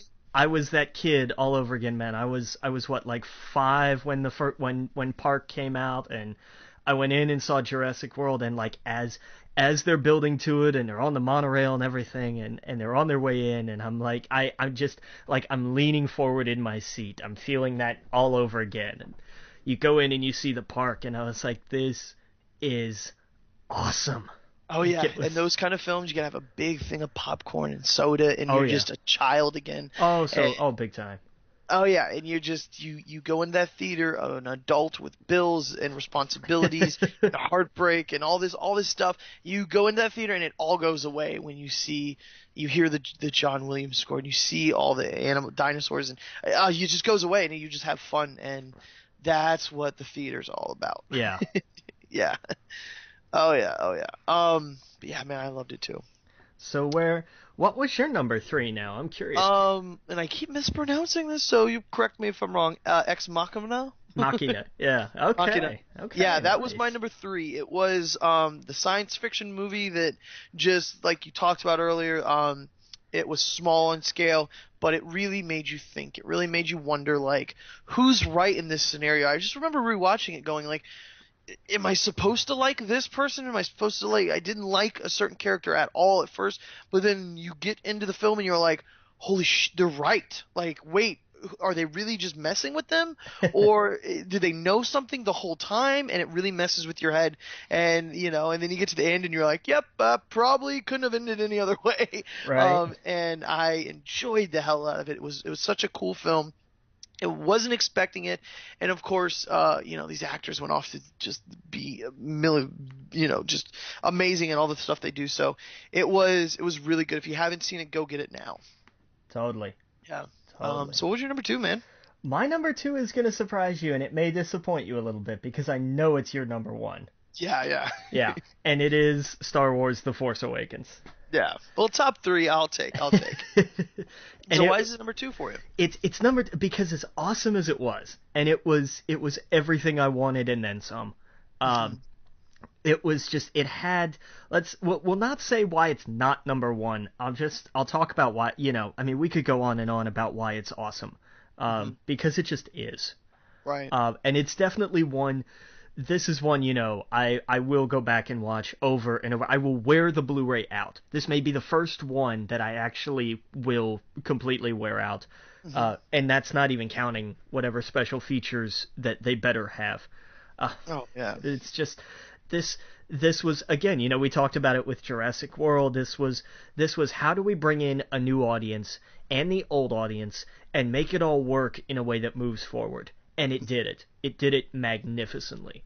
And I was talking with somebody at work the other day about how he talked about how usually with movies that are like 2 hours plus, you get to that point like an hour or an hour and a half in, and you're like, okay, we've hit that point where now I can run to the bathroom. Right. And he's like, I never found that point because it never, even when it slowed down, it never really slowed down. Right. All the dialogue, all the things they said, even if they were no action or whatever, it still pushed the story in a direction. It still pushed it. It was important what they were saying, what they were doing. I don't want to talk about prequels and all that other stuff, but it was just stuff that those movies severely lacked. Where there was just points where it didn't make sense, and this it did. It was like everything they're saying is important. Everything we're doing is important, and it's moving the story along. Yeah. Exactly. Yeah. Oh yeah, and I'll get more into it when when it comes. But yeah, anything else you want to say about it, or? I'm sure we're gonna talk plenty more about it here Right. shortly. And I'm pretty sure my number two is your number one. Mad Max Fury Road. Ah, Yeah. interesting. Oh yeah, I love this film. This Yeah, was did you already pick Mad Max, or I guess that wasn't one of your favorites? But me, dude, when I went into this, I wasn't expecting anything. yeah, And it was the roller coaster ride I wanted to go see. It is to me, it was everything it was trying to do. It was we need to get from point A to point B, and how can we have fun? And Charlize Theron, it was her film, and it was just fun for me. It was just like, okay, these characters, let's see where they go. And I don't know the one guy's character, the one that was uh he's with them, but he doesn't really want to be with them, but yeah, then he ends up yeah. helping them, and he's like, oh wow, these people actually treat me like a human being. And for Valhalla or whatever, like it was a roller coaster ride. It was something you had to see in the theater. There's no other way to experience that film at the best level. And it was just, I know they say the terrible puns on TV, like high octane, blah blah blah. That's what this was. It was, I sat down, watched the Blu-ray with my grandma on her big nice. She's got like a 4K HD TV bending whatever super I don't know crap. She was like, "This is what drugs must feel like." That's what she said. She was like, "I feel like Yeah, this is what cocaine is and stuff." And I'm like, "Yeah, yeah, you're probably right. That is probably drugs." So it was just that much fun. And yeah. if that gets that kind of reaction out of my grandma, it was a good film. Nice. Yeah, it Yeah. didn't. This was one that would make like a best of list for Right. me, hands down. But Okay. there was so much else this year, you know. Right. But yeah, man, it was a fantastic film. It Yeah, I definitely haven't. was. I mean, that surprised me. I haven't had that much fun in the theater since forever, and that came Nice. out kind of at the beginning, I think, or it came out early in the year, right? Yeah, it was what, like March, February, March or something, I think. Right, right. It was one of the first ones out of the gate, and I was like, Yeah. okay, that was amazing. I don't, surprise the hell out of me. But what was your number one? Especially towards the holiday season, like we got a lot of these, like definitely like award fodder movies, Oh, I Joy know and what it Concussion was. and Steve Jobs and all of these. It had to be Creed. Oh, wow, Yeah, nice. that was my favorite movie of 2015. And you go back a few episodes and hear me talk about it. Like it meant it meant a lot to me. Like the Rocky movies and movies of that caliber. Real Steel was another one that's like, these movies hit so much closer to home for me. Hmm. And when they're done really well, like Creed was a fantastic film. And if it doesn't even get nominated for cinematography, I'm gonna throw a fit. Yeah, It that's one film that I didn't see this year. Yeah. That I didn't see Hateful Eight. Those are the two probably big missing ones from my list that I'm sure would have been on it, but I never saw them, so I Yeah. can't really put them on there. So those are some things that might be on my next year's, or I guess it can be on my next year's, but we'll talk about them later Yeah. once I see them. But I heard nothing but good things, man. But yeah, I mean, everything that it touched on, everything that it worked with, every element of that movie fit so perfectly. And I know people will pick it apart and this and that, because that's what, I mean, that's what critics do. That's what they're for. But like for me, it's like that was the movie this year. That was it. There may have been others that I had more fun with. Guaranteed there were others that were better, quote unquote. But in terms of my favorite movie of 2015, it's Creed, Right. hands down.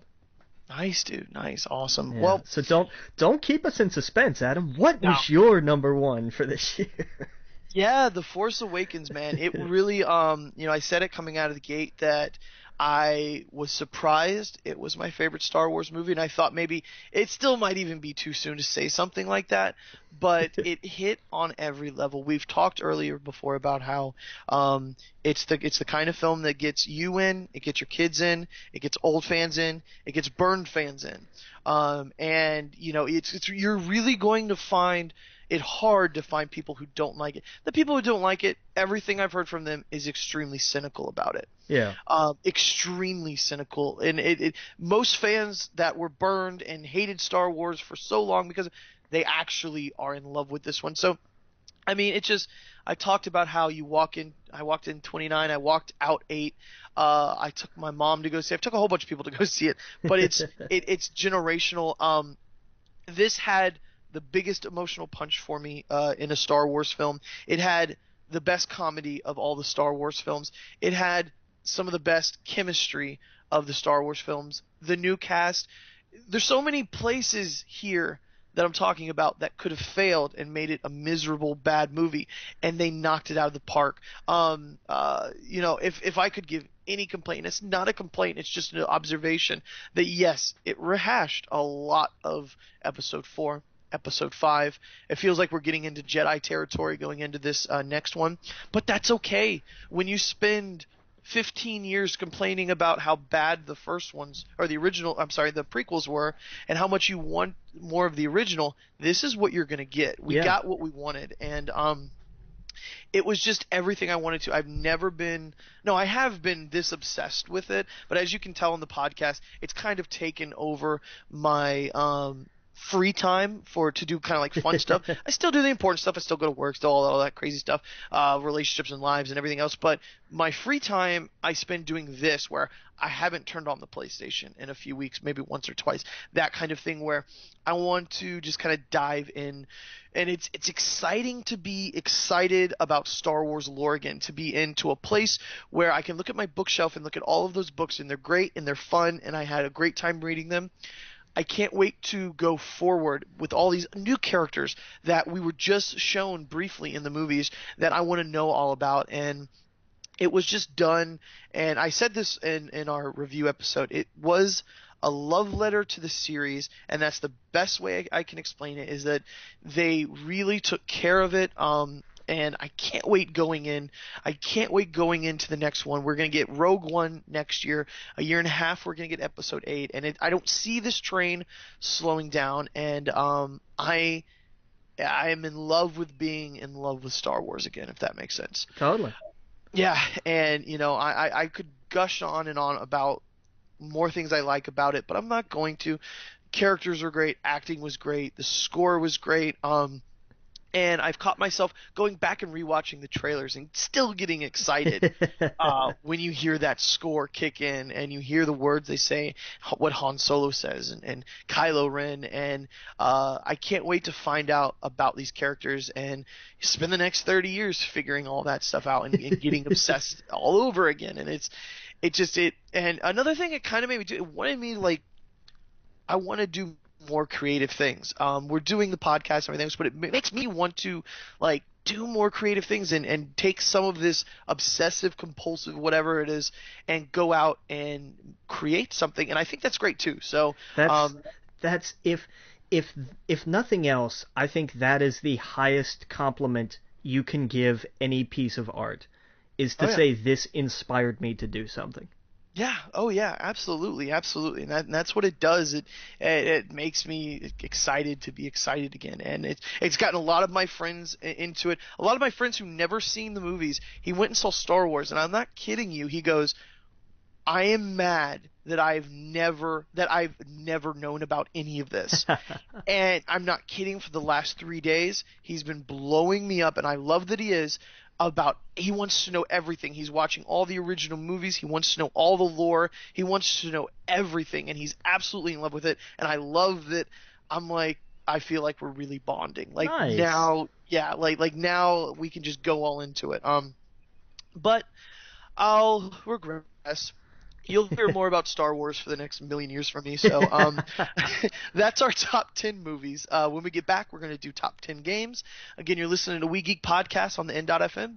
See you in a minute. Welcome back to We Geek Podcast on the N.FM, and we are doing our top 10 video games of the year. I should say, like I said before, not all of these I've completely finished, so these are just my top 10 experiences that I've had this year. Most of these games, I've played enough to just know, where it falls in my list. A lot of them I finished too, so I want to say that. Yeah, I'll give the same thing, and I'll give a couple blatant examples up front. I have played very little of Metal Gear Solid 5, so it will not make an appearance. And I have not at all played Fallout 4, so it will not make an appearance. Exactly, and there are some huge games that's not going to be on my list just because I don't own a Wii U, and a lot of games that I just didn't pick up. I just got an Xbox towards the end of the year, so I couldn't dive into some of the big ones. But yeah, so let's start out again, man. What is your number 10? My number 10 is an interesting choice. It's WWE 2K16. I knew it was going to make your list. It's a fun kind of return to form. It's not the best one ever. Here Comes the Pain will always be the best WWE game ever. I don't care what anybody says about No Mercy. It's too old. It's dated. Get over it. Right. 2K16 is the best one that they've had in a long time. And it's still got its flaws. It's still got its issues, but it's still fun. You can still, you create your wrestler, and it's still fun to just pick up and create your match and play. And that's what I love more than anything. I love, career mode and the little story bits and whatnot, and the universe is expanding and creating your own shows and matches and all that. But I still love just to pick up and play. That's what I love. And this does that really well. So I was... You and like 3 other people have told me to get that game, so I need to get it at some point. I'm sure it's on sale by now, just because it was early this year. So go for it. You will enjoy it, especially if it's definitely one I would recommend on sale. But since it's been out for so long, definitely get it. Yeah, it is on sale right now. I think nice during their flash sale or something like that. But yeah, no, I need to get around to it. I just need to pick, I guess, Xbox or PlayStation, because one of my buddies on Xbox really wants me to get it. A few of my friends on PlayStation really want me to get it. It's the struggle of owning both consoles. Yeah. My number 10 game. I don't know if you've played it this year. It's Life is Strange. Okay. No, that was another one I haven't. Right, and there's an episode I still haven't completed. Okay. But and I'm not gonna get too spoilery because this game is hard to talk about without getting into spoilers. But it's one of those. It's everything Telltale is really trying to do, but Life is Strange does it so much better. Wow. It feels more like a game, but it's also a really interesting story type game, I guess is what you would call them. Yeah. It has an interesting mechanic as well, where basically you can rewind time at any point in time. But there are some consequences to that. Nice. And there's a butterfly effect, and you're like, oh, should I do it? No, I can't do it. If it's worse, and it really messes with you. But it's that kind of mechanic that you enjoy in those kind of films. Yeah. Brought into a video game. Nice. Yeah, the dialogue feels like adults trying to talk like teenagers. Everyone's from Portland, so it's like a big, like hipster joke. Sure. But other than that, it does have heart. It does, like, as weird as these characters are so, the Pacific Coast, North California kind of characters, it's still, I don't know. It just has a charm to it that I really do enjoy. Nice. And it's super interesting. So it's one of my favorite games this year. So that's why it's my number 10. Excellent. Very cool. Yep. Cool. What's your number 9? My number 9 is Mortal Kombat X. Oh wow!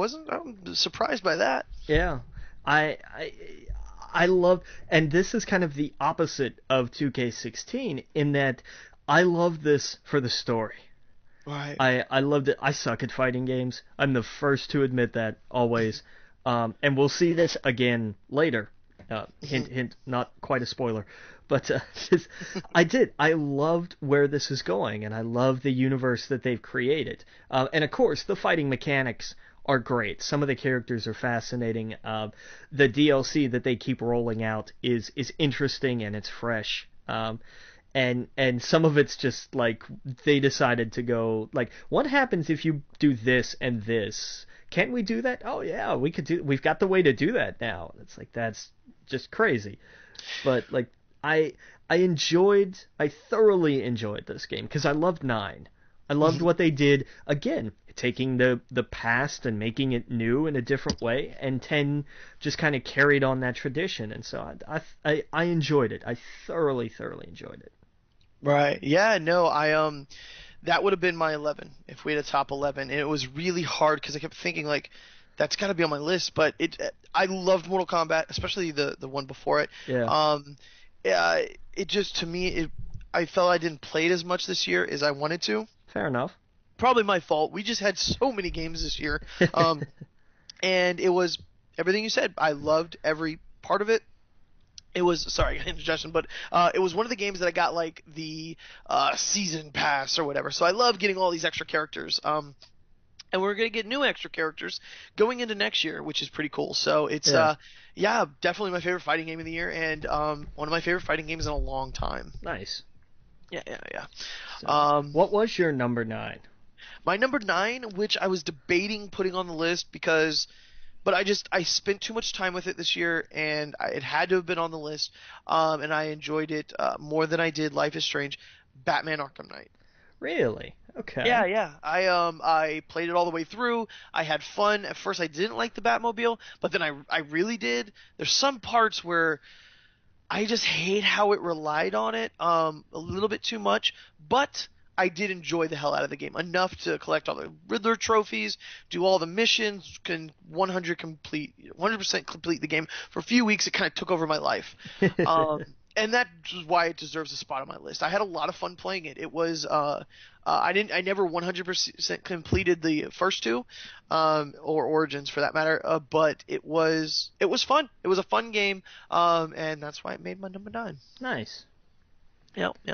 What about you? What is your number 8? Number 8, Star Wars Battlefront. Oh, nice. Yeah, it made it a little bit higher on my list. I believe it.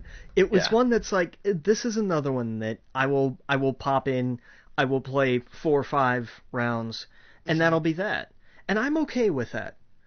For the fact that I'm going to be playing this a little bit off and on for a while, that justifies my purchase as far as I'm concerned. I understand people saying there's not enough content, blah blah blah.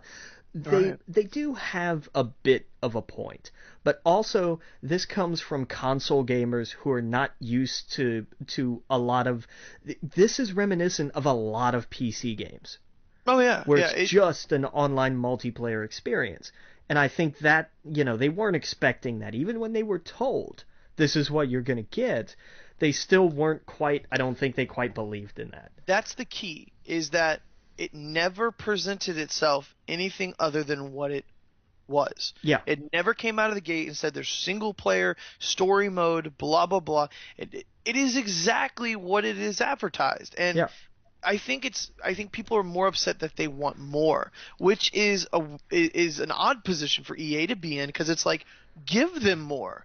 Why not? It only makes sense. Put more games out, do whatever. But to that, that's why it's higher in my list, honestly, is because it is everything it presented itself to be, and I love the hell out of it. I still play it to this day. I'm gonna play it when we get out, later on tonight. And I love it. I'll talk about it more later. But yeah, nice. Yeah. We're on 8, right? 8, yes sir. What do you got? My 8 is a little game which everyone should go out and buy on PlayStation right now, called Shovel Knight. Aha. Yeah. Now wait a minute. Isn't this a 2014 title? Right, and I debated putting it on the list, but it came out on PlayStation this year, so hey, I don't know, breaking the rules. It was fun as hell. If you like those old Super Nintendo side-scroller games, go and buy this game. It is a love letter to those games. It is everything those old games are. The graphics are fantastic on it, even though it's like an old school kind of game. Nice. It's got that world. It's like a weird blend between a lot of Super Nintendo games, but it's charming on every level. I can't say I don't know. I don't know what else to say about it. If you love old school games, go get it. It is fun. There's hours of gameplay. There are different modes to like, it's like a speed run mode and everything else to get trophies and whatnot. But it's fun. This is a little lovable guy that this was, I believe, it was one of those Kickstarter things. And now it's on every console imaginable. Nice. Yeah. And so if you missed out on the 3DS version, I think it originally came out on, and you have a PlayStation, go and get it. It might even be on Xbox, I think. I think it is, yeah. Yeah, I think it's on Steam. I think every console has this. So if you enjoyed a Super Nintendo ever in your life, go buy this game. Nice. Yeah. What about you? What's your number 7? Number 7, Dragon Ball Xenoverse. Oh. And look, there's a lot to not like about this game, and I've seen it from a ton of people who said this and that, and they weren't crazy about the combat. This, to me, was the best Dragon Ball game in years. It's like with WWE again. It's the best one they've done in a very long time. I love the character customization. I enjoyed the story mode. I love the side missions, and it's one where I can get in there and grind out some of these trophies, and it doesn't feel like work because I enjoy playing it. Right. And that to me was the biggest thing. And again, it is a fighting game. They have refined the controls a little bit, but still I'm still not good at fighting games, so I'm not crazy about the online component. But right. That's neither here nor there, really, because that's on me. But I enjoyed it. And right now it's on sale, I know, on PSN for $16. Oh, that's a steal. That's worth it. That's totally worth it because there is tons of content. You will put hours into this game. Oh yeah, the story mode's fantastic, and it didn't make my list honestly because I guess I forgot about it. But you're right, it was a really good game. Yeah. It might have made my list if I thought about it a little bit more, but yeah, dude, it was fantastic. I enjoyed the hell out of it. I love Dragon Ball Z. It was right around that time, right before I believe all the new episodes hit Japan. Yeah. So it was at the perfect time, and the character creation tool was pretty cool. I liked it. I really did. I enjoyed it. Nice. Oh yeah. Okay. I'll talk about my number 7, and it is Rocket League. Nice. Yeah, this was a total surprise for me. Oh, big time. The guys over at Kind of Funny talked it up. Like one of their old coworkers actually worked on the game, and I thought, what, a game about look like an RC car playing soccer? It's laughable, but it's free. It was free for PSN. Downloaded it, and immediately the controls felt fantastic. The gameplay felt fun when you slam that ball into the goal and you fly back, and you're just like, hell yes. Why haven't they done this before? Yeah. And I enjoyed the hell out of it. Nice. Very nice.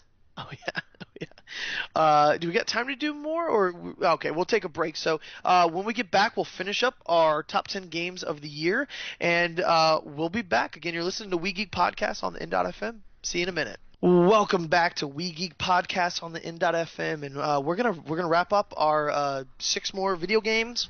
We're going to get into our book that we're going to read for the next week, and we'll get out of here. So let's start out, man. What is your number 6? Halo 5 Guardians. Oh, yeah. See, that was going to... I didn't play enough of it, honestly, so it couldn't make my list, but yeah. I enjoyed it. I really did. I loved it for where it went forward with the franchise. Like, everything they went for, it's like, okay, we're still building off of 4 and everything going forward, and we're still rolling with this mythology and everything that they've gone through with this so far, and I'm digging it. And of course, the multiplayer is just, Halo multiplayer has been my favorite ever since I can't remember when. And then I lost touch with it for a while, and then I got Reach not too long after it came out and dove back into the multiplayer. It is hands down my favorite shooter multiplayer ever. It is just ridiculous fun. Oh yeah, yeah, yeah. I mean, I never really played the old Halo games, but I like Bungie. I like Destiny multiplayer, and if it's anything like that, then I could totally see why Yeah. you would enjoy it. And yeah, I mean, I played a little bit of it, not as much to put it on my list, but yeah, I've enjoyed that and the collection this year that I Nice. got. Yeah. What about you? What's your number six? My number six, which probably people are gonna be like, why is that so, high on you? Why it should be closer to the top or whatever. But my number six was Metal Gear Solid. Okay. I played a lot of it, but I didn't get far in it, if that makes sense. I played enough of it to put it on my list that I enjoyed it more than some of the other games. But it was just fun. We've talked about it before. I've really only played Metal Gear Solid, and so I didn't. I looked over the YouTube videos, like the story, so I completely understand what's going on in the story. But I have enjoyed the hell out of it. I enjoyed, especially the beginning part, where like you're crawling and you're going through the hospital and whatnot, Yeah. and then you get out and then you're into like the actual game, and uh, he does great things. I don't know. It's like almost like watching a movie, but I don't want that to sound negative. The characters just have a presence about them when they're talking to each other, when they're introducing. It's just very dramatic, and I love that in a game. It's a really cinematic game. Exactly. There you go. Bingo. It's a very cinematic game, and that's what I love about It's it. And it's it's like I've played a little bit of it so far. It's like, I'll put this in terms for anybody who hasn't played it but has played Guns of the Patriots. It's like they took some of the cutscenes of that and made them playable. okay. Because that was the big thing about Guns of the Patriots. It was a 10-hour movie Oh, with some okay. gameplay cut into it. Oh, okay. It's like they said, we want to keep the scope and the drama and the epic cinematic feel of it, but we want to add more gameplay. Okay. Gotcha. That's the best way I can describe it. Right, right, right.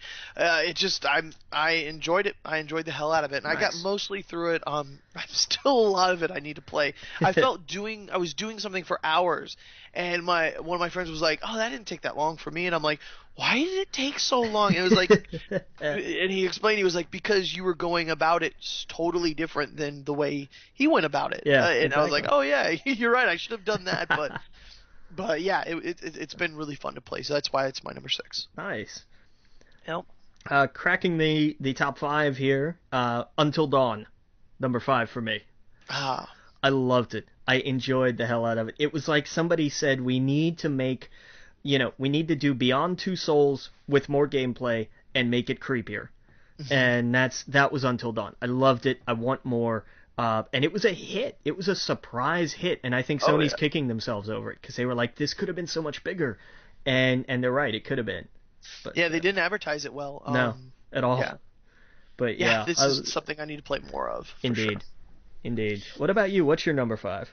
My number five is Fallout 4. Okay.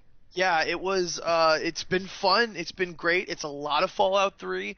The reason why it's not closer to my top 4 is just because it felt a lot like Fallout 3. I just feel like I'm doing the same stuff that I did years ago. Hmm. It's fun. Don't get me wrong. That's why it kind of falls in the middle of my list. Is it was funner than those other games I talked about that I've played, but it didn't do that extra step. If there was just that extra oomph, it would be closer in my probably top three. It really makes me hungry for a Skyrim game, Nice. for an Elder Scrolls game. Yeah. But I'm enjoying the hell out of it. I love the missions in it. I love the characters in the world. I just wish the world is just a little bit different, but it's everything it tells you it's supposed to be. Kind of what we talked about Battlefront. It doesn't present itself anywhere else, and it's just. But those Bethesda games, you just have so much fun doing stuff that is random, that other people don't have the same experience, but they'll tell you a story that's almost similar, where they're like, I just ran into a building.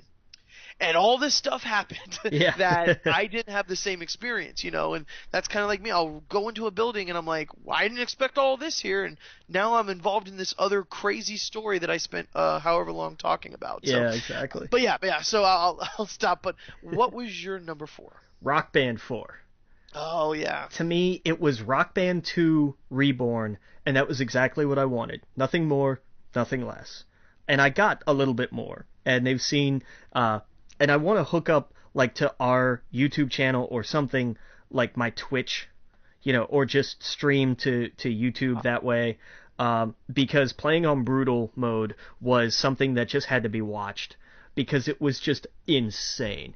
Nice. It's so ridiculously hard. But, the song choice, I like the set list. I do. I like the playlist. The gameplay is exactly what I remembered, and it was exactly what I wanted.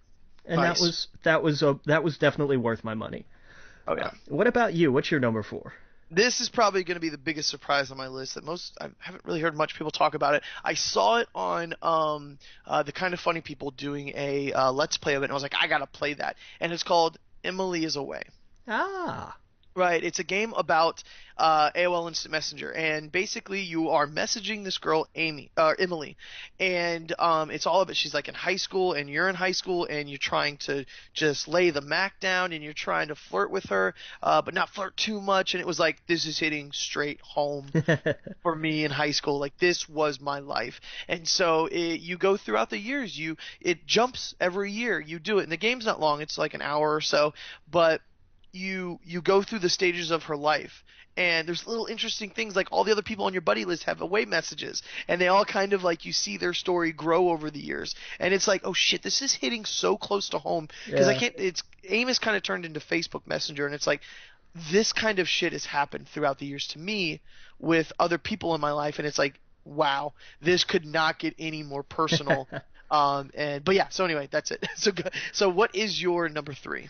Continuing numbers matching numbers, it's The Witcher 3. Oh, nice. This, I mean, what can I say about this that hasn't been said? The game is huge. The gameplay is fun. There's so much to do. It's enjoyable to play. If you're not sold on this by now, I don't think you will be. Yeah. But Oh no, it's fantastic. I mean, that's why it's my number 3. It would be game of the year if I didn't put if I enjoyed it as much as I did my top 2, it would have been number 1, hands down. Right. But, Oh yeah. It's on my list. We'll get to it.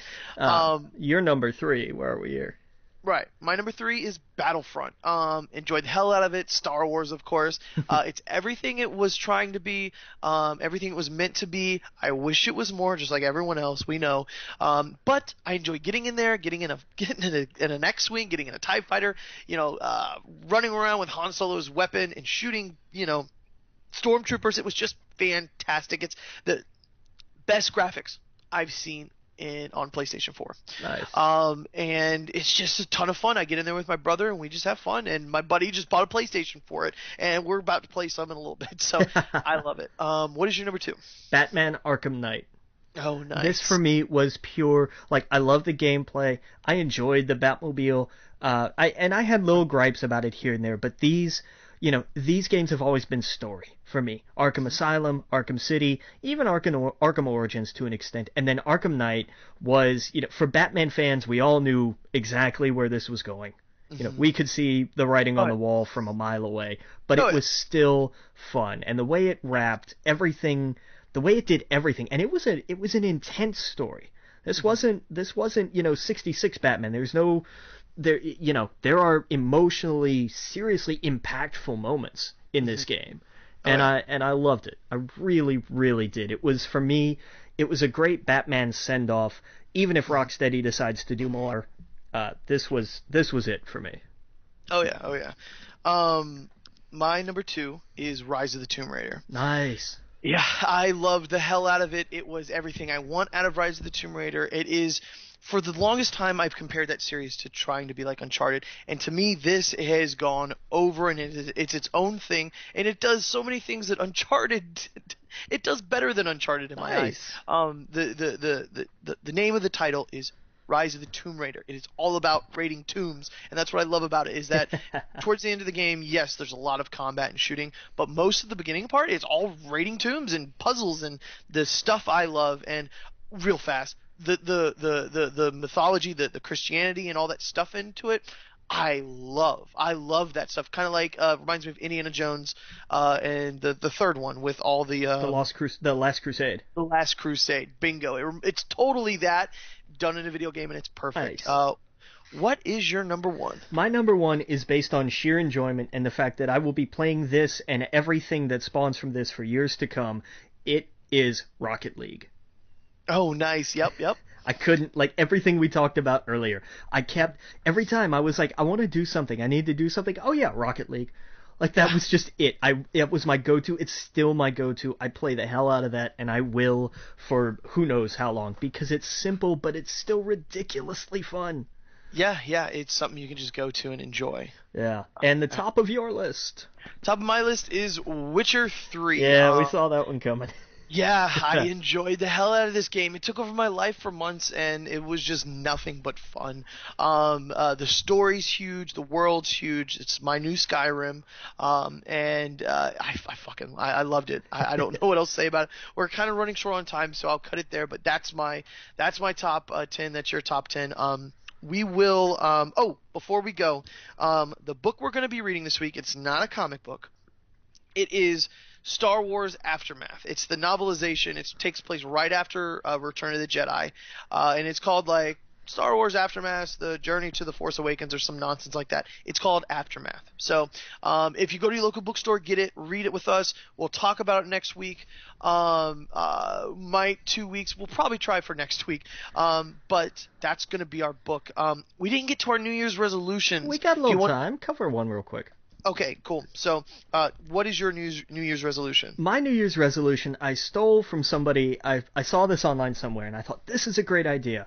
And I did something similar to this with movies a couple of years ago, except on an arguably less or more intense scale. I'm going to do 52 books in 52 weeks.